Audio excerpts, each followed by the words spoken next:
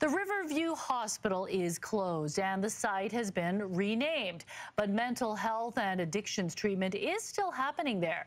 CTV's Penny Daflos gives us special insight into treatment and recovery inside and a look at what comes next for patients. After 100 years of operation, Coquitlam's Riverview Hospital closed in 2012.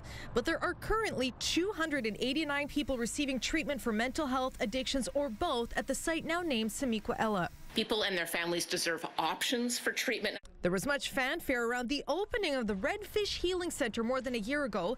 The brand new 105-bed facility is run by provincial agencies, but despite weeks of requests, no one was available for an update interview.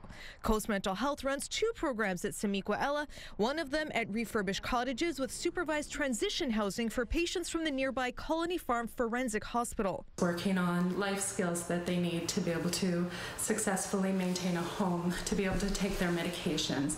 What are the skills that are needed to be able to get a job, to be able to go back to school. The not-for-profit agency also runs inpatient programs in a small portion of the old Riverview Hospital. Medication that supports people through that journey, as well as, CBT, DBT, the group, group and individualized counselling. When I was on the streets for about 8 years, I was a heroin addict, a crystal meth user. Facing heart failure at 30, Chris Charlie recently finished a 1-year program at Hillside. His life had spiraled in Duncan after losing his mom. My whole world just came crumbling down, and I was just trying to look for a solution to the end of the bottle.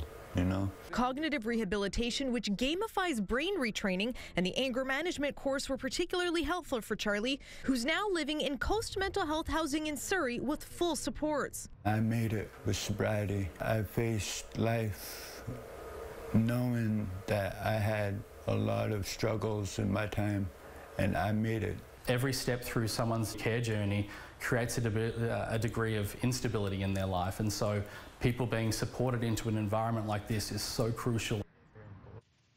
And Penny joins us. Penny, great to hear that Chris Charlie is doing better. His recovery story really is compelling. So how many treatment spaces are there in the program?